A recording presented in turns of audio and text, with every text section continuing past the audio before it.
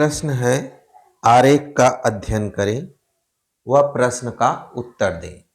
आरेख जो ये बना हुआ है इसको हम क्या कहते हैं? आरेख कहते हैं। अब इसका हमको क्या करना है? अध्ययन करना है। उसके बाद जो प्रश्न दिया रहेगा उसका हमें उत्तर देना है। तो यहां देखिए, यहां क्या लिखा है? आदमी। यहां क्या लिखा है? आय 1000 में। इसका मतलब ये हुआ कि ये जो रेखा है ये आदमियों को व्यक्त कर रही, यानी ये ए आदमी को व्यक्त कर रही। वह व्यक्ति जिसका नाम ए है, ये किसी ऐसे व्यक्ति को बता रही जिसका नाम बी है, ये सी है, ये डी है, ये ई है। और इधर क्या है? आय 1000 में, यानी ये 5000, यहां जीरो से अगर ये शुरू है तो ये 5000, यहां पर 10,000, 15,000, 20,000, 25,000, 30,000। अब देखिए, एक जो व्यक्ति है उसके आरेख की ऊंचाई 10 तक है। इसका मतलब जो ए व्यक्ति है वो कितना पा रहा है? ये आय है 1000 में, तो 10 के सामने तक इसका पहुंच रहा है, तो इसका मतलब ये पा रहा है 10,000 रुपए। ठीक, इसी तरह से बी का पहुंच रहा है 30 तक, तो बी पा रहा है आपका 30,000। कितना? 30,000। सी का पहुंच रहा है 15 तक, तो ये सी पा रहा है आपका 15,000। ठीक, ये डी 5 तक है, तो डी कितना पा रहा है? 5,000। और ई आपका 25 तक है, तो ये कितना पा रहा है? 25,000। ठीक, तो ये हम आरेख का अध्ययन करने का मतलब कि जो आरेख में बातें दी गई हैं इसको हम समझते हैं। ठीक, अब प्रश्न जो दिया है, प्रश्न कह रहा है कि बी की आय डी से कितने अधिक है। प्रश्न क्या है? प्रश्न है कि बी की आय डी से कितनी अधिक है। देखिए, बी की आय कितनी है? 30,000 है, और डी की आय कितनी है? 5,000 है। तो कह रहा है कि बी की आय कितनी अधिक है? अधिक माने ज्यादा है। किससे ज्यादा है? डी से। तो देखिए, बी पा रहा है 30,000, बी पा रहा है 30,000, और डी पा रहा है 5,000 ना। कितना पा रहा है? 5,000। तो हमारा उत्तर क्या हो जाएगा? इसको घटाएंगे तो आ जाएगा, 10 में से 5 गए 5, यानी 25,000 हमारा उत्तर आ जाएगा। अर्थात बी की आय, बी की इनकम डी से कितनी अधिक है? 25,000 अधिक है। ऑप्शन दिया है, ऑप्शन में हम लोग बी ऑप्शन मार देंगे। उसमें क्या दिया गया है? 25,000 हमारा आंसर दिया गया है। ठीक है, इस तरह से किसी भी चित्र वाले प्रश्न से हमको डरना नहीं है, पढ़ना है कि क्या कह रहा है। तो यहां कह रहा है कि आरेख का अध्ययन करें व प्रश्न का उत्तर दें। आरेख को हम लोग समझ लें, केवल बस जबानी प्रश्न हो जाएगा। 5,000 में 25 जोड़े या 30 में 5 घटा दे तो सीधा आ गया आपका उत्तर। लेकिन देखने में कितना बड़ा लग रहा है, पढ़ने और समझने में तो डरिए मत, इसको करिए। ठीक, प्रश्न है, वह छोटी से छोटी संख्या जिसे 9 व 12 से भाग देने पर एक शेष बचता है। तो ऑप्शन दिया है 73, 109, 37। अगर हम देखें तो 9 8 72, एक शेष जा रहा है। 9 चौक 36, एक शेष जा रहा है। और यहां पर भाग देंगे तो कितना आएगा? 9 एक 9, और 9 दूनी 18, इसमें भी एक शेष जा रहा है। फिर देखिए 12 से भाग दें तो 12 छंग 72, 12 तिहाई 36 और 12 नवैया 108। तो आपका सब में जा रहा है तो जल्दबाजी में आप कह देंगे ये सभी, लेकिन जब आप इसको नियम से करेंगे तो नियम हमारा क्या कहता है, वह छोटी से छोटी संख्या। इसका मतलब हमको क्या निकालना है, लघुत्तम निकालना है, जिससे 9 व 12 से भाग देने पर एक शेष बचता है। तो 9 और 12 का जब हम लघुत्तम लेंगे, 9 और 12 का जब हम लघुत्तम लेंगे तो क्या हो जाएगा, 3 त्रिका 9, 3 चौक 12, इसका हम गुणा करें 3 त्रिका 9 चौक 36, यानी 36 हमारा क्या हो जाएगा, लघुत्तम हो जाएगा। अब चूंकि एक शेष आ रहा है, इसका मतलब वह संख्या अगर हम एक जोड़ दें तो वह संख्या प्राप्त हो जाएगी, ठीक, अर्थात वह संख्या 37। तो चूंकि कह रहा वह छोटी से छोटी संख्या, इसलिए हमारा आंसर बी सही होगा। क्या होगा, अगर कहता कि वे संख्याएं बताइए जो 9 और 12 से भाग देने पर एक शेष बचता है, तब तो सभी आंसर हो जाएगा, लेकिन वह छोटी से छोटी कह रहा है, इसलिए आपका उत्तर क्या होगा, बी सही होगा। इसमें आप कंफ्यूज ना करिएगा, ठीक है। अगला प्रश्न,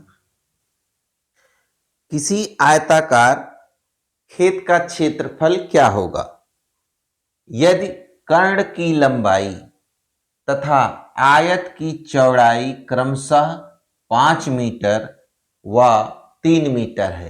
तो इसमें देखिए, जैसे हमने खेत बना लिया, आयताकार खेत है, अब यहां लंबाई क्रमशः का मतलब क्रम से 5 और 3 दिया है, तो लंबाई और चौड़ाई नहीं समझ लेना है, यहां कह रहा है लंबाई किसकी दी है, कर्ण की। कर्ण क्या होता है, कर्ण कोने को मिलाने वाली रेखा, ये क्या कहलाती है, ये कर्ण कहलाती है। ये हम आपको बताए थे फार्मूले के समय, ये कर्ण है। तो कर्ण की लंबाई कितनी दी गई है, 5 मीटर, कितनी दी गई है, 5 मीटर। और आयत की चौड़ाई, क्योंकि क्रम से कह रहा है ना, तो कर्ण की लंबाई 5 हो गई और इसके बाद आयत की चौड़ाई कह रहा है, तो ये क्या हो जाएगा, 3 मीटर। तो ये हमारा हो जाएगा चौड़ाई 3 मीटर। चौड़ाई छोटी वाली होती है, लंबाई बड़ी वाली होती है। तो कह रहा है कि इसका क्षेत्रफल क्या होगा, पूछ क्या रहा है, यहां पर क्षेत्रफल पूछ रहा है। तो हमको चौड़ाई तो पता है लेकिन लंबाई नहीं पता है, और कर्ण पता है, ठीक, कर्ण या विकर्ण एक ही चीज है, कर्ण पता है। तो यहां देखिए हम लोग पाइथागोरस प्रमेय, एक मैंने बताया था, पाइथागोरस प्रमेय का क्या था कि अगर ये 90 अंश है तो आयत या वर्ग में 90 अंश ही होता है, तो बड़ी भुजा इसका वर्ग धन इसका वर्ग बराबर इसके वर्ग के, यानी लंबाई का वर्ग धन चौड़ाई का वर्ग बराबर कर्ण के वर्ग के। तो यहां हम मान लिए कि लंबाई x है, क्या है, माना लंबाई क्या है इसकी, माना लंबाई हमारी क्या है, x है, ठीक, x लंबाई है, ठीक। अब x का वर्ग यानी लंबाई का वर्ग, ठीक, धन चौड़ाई का वर्ग कितना है, 3 त्रिका 9, ये बराबर है कर्ण के वर्ग के, यानी कि 5 है तो 5 का वर्ग कितना हो जाएगा, 5 25 हो जाएगा, 5 गुणे 5 25। अब x स्क्वायर बराबर क्या हो जाएगा, x स्क्वायर बराबर, हम 9 को उस तरफ ले जाएंगे, ये हो जाएगा 25 माइनस 9, आया कितना, 15, 15 में से 9 गए 6, ठीक, एक उत्तर आया यानी 16 आया। अब x स्क्वायर बराबर क्या आया, 16, x स्क्वायर बराबर 16, तो इसका हमको क्या ले लेना है, वर्गमूल। यानी x बराबर क्या हो जाएगा, 4 चौक 16 होता है तो 4 हमारा उत्तर आ जाएगा। अर्थात लंबाई क्या हो गई हमारी, 4 हो गई। अब क्षेत्रफल क्या होता है, क्षेत्रफल जो होता है वो होता है लंबाई गुणे चौड़ाई। तो आयताकार खेत का क्षेत्रफल पूछ रहा है, तो क्षेत्रफल बराबर हो जाएगा लंबाई गुणे चौड़ाई। तो यहां हमारी लंबाई कितनी है, 4 मीटर, और चौड़ाई कितनी है, 3 मीटर। तो ये हो गया 12 वर्ग मीटर। ठीक, मीटर गुणे मीटर वर्ग मीटर। ठीक, तो इस तरह से हम लोग इस प्रश्न को हल करेंगे। यहां ध्यान देने की बात जो है कि हमने पाइथागोरस प्रमेय बताया था, उसमें बताया था कि आधार और लंब और कर्ण था। समकोण त्रिभुज की बात की थी, समकोण क्या था, 90 अंश। तो उसमें आधार जो था वो यहां पर लंबाई हो जा रही है, और जो लंब था वो यहां पर चौड़ाई हो जा रही है, और जो कर्ण था वो यहां पर कर्ण या विकर्ण कहा जाएगा। ठीक है, तो पाइथागोरस प्रमेय लगाने पर इसको हम लोग हल कर लेंगे। प्रश्न है, 5 दर्जन आम की कीमत 90 रुपया है, तो 20 आम का दाम क्या होगा। ठीक, तो इसको कैसे करेंगे हम लोग, 5 दर्जन, यहां दर्जन का मतलब जैसे आप लोग केला खरीदने जाते हैं तो वो दर्जन में दिया जाता है, अंडा खरीदने जाएंगे तो दर्जन में दिया जाएगा। तो कह रहा है दर्जन, एक दर्जन बराबर क्या होता है, एक दर्जन बराबर होता है, आप केला खरीदने देंगे तो एक दर्जन में कितना मिलेगा, 12 मिलेगा। उसी तरह से 5 दर्जन में कितना हो जाएगा, 5 दर्जन बराबर हो जाएगा 12 गुणे 5, यानी हमको मिलेगा 60 आम। ठीक, 60 आम। अब देखिए 60 आम जो है मिल रहा है हमको, 60 आम की कीमत क्या है, 90 रुपया। 90 रुपया, एक आम की कीमत क्या हो जाएगी, 90/60। अब 20 आम की कीमत हम कैसे निकालेंगे, 20 आम की कीमत हो जाएगी ये 90/60 गुणे 20। ठीक, तो 20, ये 0 से 20 तिहाई 60 भी होता है, और ऐसे काटना चाहें तो 0 से 0 कट गया, 2 तिहाई 6 आ गया, फिर 3 से इसमें भाग दीजिए 90 में, तो कितना आ गया, 3 तिरक का 9, और ये आ गया 0, यानी 30 हमारा हो गया 30 रुपए में। ठीक, ये उत्तर हमारा हो जाएगा डी ऑप्शन, यानी 20 आम का दाम हो जाएगा 30 रुपया, और वो उत्तर हो जाएगा डी ऑप्शन। अब हमको जो OMR शीट कहते हैं उसमें मिला रहेगा, तो जो हमारा डी ऑप्शन रहेगा उसी पे हमको क्या करना है, गोले को काला कर देना है। ठीक है, तो प्रैक्टिस सेट में आपको इसको ध्यान रखना है, और जो गोला करेंगे वो पूरी तरह से हो, देखिए इसमें थोड़ा सा इधर उधर हुआ है, ऐसा नहीं होना चाहिए, और ना तो वो मिटाया जाएगा। इसलिए गोला बहुत कायदे से और सिस्टम से आप बनाएंगे। जहां डी लिखा रहेगा, जैसे गोले बने रहेंगे उसमें ABCD लिखा रहेगा, तो डी वाला आपको ऐसे काला कर देना है। क्वेश्चन नंबर मान लीजिए 9 का ABCD, तब ऐसे बना रहेगा, ये इस तरह से रहेगा। तो आप इसको ऐसे कर दीजिएगा। ठीक, आगे देखिए, रमेश किसी वस्तु को कितने में बेचे कि उसे 20% लाभ हो यदि उसका क्रय मूल्य 1250 रुपया है। तो देखिए इस प्रश्न को कैसे करें। क्रय मूल्य पता है, खरीद मूल्य, और बेचना यानी विक्रय मूल्य होता है। किसी वस्तु को कितने में बेचे तो ये क्या हो जाएगा, आपका विक्रय मूल्य, और हमको कितना चाहिए, 20% का लाभ चाहिए। तो हमने जो फार्मूला बताया था, विक्रय मूल्य बराबर होता है क्रय मूल्य गुणे 100 प्लस लाभ प्रतिशत। लाभ प्रतिशत कितना है, 20/100। ठीक, तो ये हो जाएगा हमारा विक्रय मूल्य बराबर, क्रय मूल्य है 1250 गुणे 100 और 20 हो जाएगा 120/100 हो जाएगा। तो ये जीरो इससे कट गया, ये जीरो इससे कट गया।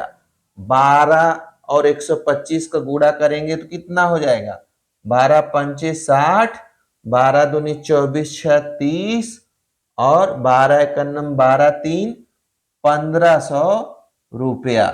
अर्थात विक्रय मूल्य हमारा कितना हो जाएगा, 1500। तो देखिए बी ऑप्शन हमारा सही हो जाएगा। क्या हो जाएगा, बी ऑप्शन हमारा सही हो जाएगा। प्रश्न है, दी गई आकृति में, आकृति पता है चित्र में रेखा आर यस, ये आर यस रेखा है, व टी यू, ये है आपकी टी यू बिंदु ओ है, ये बिंदु ओ पर लंबवत है, तब कोण टी ओ यस कितना होगा। हमने बताया था ना, लंबवत का मतलब ही होता है कि 90 अंश। क्या होता है, 90 अंश। तो हमारा उत्तर यहां पर क्या हो जाएगा, कोण टी ओ यस बराबर 90 अंश की। यानी लंबवत का मतलब हमारा 90 अंश होता है। इसी को एक चीज और कहते हैं, क्या कहते हैं, समकोण भी कहते हैं, समकोण कहते हैं। जब कोणों का प्रकार हम पढ़ा रहे थे उसमें हमने चर्चा की थी कि न्यून कोण क्या होता है, जीरो, मान लीजिए ये जीरो हो गया, तो जीरो से 90 के बीच जितने कोण होंगे वो न्यून कोण होंगे, और जो 90 अंश पे है वो क्या हो जाएगा, समकोण हो जाएगा। और 90 से 180, ये पूरा कोण कितने का है, 180 का है। ये हमारा क्या हो जाएगा, अधिक कोण। और 180 वाला सरल रेखा क्या हो जाएगी, ये ऋजु रेखा कही जाएगी, या सरल कोण कहा जाएगा, या ऋजु कोण कहा जाएगा। उसका मान कितना होता है, 180 अंश। ठीक, इधर क्या हो जाएगा, बृहत कोण। क्या हो जाएगा, 90 से आप 180 से आप ज्यादा जाएंगे तो क्या हो जाएगा, बृहत कोण। और जब 360 आ जाएगा पूरा घूमकर तो आपका आ जाएगा पूर्ण कोण। इसको ध्यान रखिए, गलती ना हो। दी गई आकृति में घड़ी की सुइयों के बीच बना कोण क्या है, न्यून कोण है कि समकोण है, अधिक कोण है, बृहत कोण है। देखिए ये बड़ी वाली सुई है और ये छोटी वाली सुई। छोटी वाली सुई कौन सी होती है, ये घंटे की सुई होती है, घंटे की सुई होती है। और बड़ी वाली सुई किसकी होती है, मिनट की होती है। ठीक, अब का क्या रहा है, इसमें जो घड़ी की सुइयां हैं कौन सा कोण बना रही हैं। थोड़ा सा चित्र हमारा डिफर कर रहा है, घड़ी की सुई तिरछी हो गई है आपकी। तो जब देखिए ये कोण है ना, तो ये कौन सा कोण होगा, अगर हम इसको सीधा बढ़ा दें ना, तो ये हमारा ऋजु कोण यानी 180 कोण होगा, और उसके पहले ये हमारा, और ये हमारा कौन सा कोण होगा, समकोण होगा 90 अंश, समकोण 90 अंश। तो ये हमारा कौन सा कोण हो गया, जो हमने चित्र बनाया था उसमें ये होता था समकोण। समकोण से थोड़ा ज्यादा कौन सा हो जाएगा, तो जब आप यहां से लेंगे तो यही तो आगे हमारा ये खत्म हो रहा है, तो ये हमारा हो जाएगा अधिक कोण, यानी सी ऑप्शन हमारा सही होगा। क्या होगा, सी ऑप्शन हमारा सही होगा। और अगर ये वाला एंगल लेते हैं तो हमारा बृहत कोण हो जाएगा, तो यहां पर आपका अधिक कोण आंसर होगा। प्रश्न है, एक कार 2.5 घंटे में 90 किलोमीटर तय करती है, वह उसी गति से 2 घंटे में कितनी दूरी तय करेगी। तो यहां सबसे पहले लोग जल्दबाजी में क्या कर जाते हैं, चाल बराबर दूरी बटा समय का फार्मूला सोचने लगते हैं, चाल बराबर दूरी बटा समय, जबकि यहां पर यह फार्मूला नहीं लगेगा।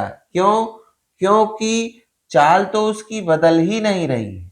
ठीक, तो यहां का क्या रहा है कि 2.5 घंटे में, यानी 2 सही 1/2, इसको विषम भिन्न में बदलेंगे तो कितना हो जाएगा, 2 दूना 4, 1 5/2, 5/2 घंटे में, ठीक है, कितनी दूरी तय कर रही, 90 किलोमीटर। ठीक, 90 किलोमीटर। ये तो हम देखेंगे 1 घंटे में कितना जाएगा। 1 घंटे में निकालने के लिए क्या करेंगे, इससे हम भाग दे देंगे। जब हम भाग देंगे तो क्या हो जाएगा, 90 भागे 5/2। ठीक, फिर क्या हो जाएगा, यानी 90 गुणे 2/5, भाग दीजिए, कितना हो गया, 5 एकन्नम 5, 4 आ गया, 5 8 40। ठीक, 18 पंचे 90, पहाड़ा याद रखिए पूरा। फिर देखिए 18 दूना 36 आ गया। अब कह रहा है कि 2 घंटे में कितनी दूरी तय करेगी। तो 2 घंटे में क्या हो जाएगा, जब 1 घंटे में 36 जा रहा है तो 2 घंटे में इसी का क्या हो जाएगा, दुगुना, 2 गुणे 36, यानी आंसर हो जाएगा हमारा 72 किलोमीटर। ठीक है, 72 किलोमीटर। तो ऑप्शन में देखिए क्या क्या दिया है, ऑप्शन में दिया गया है 102, 36, 54, और डी ऑप्शन है आपका 72 किलोमीटर। तो डी ऑप्शन आपका आंसर हो जाएगा। ठीक है।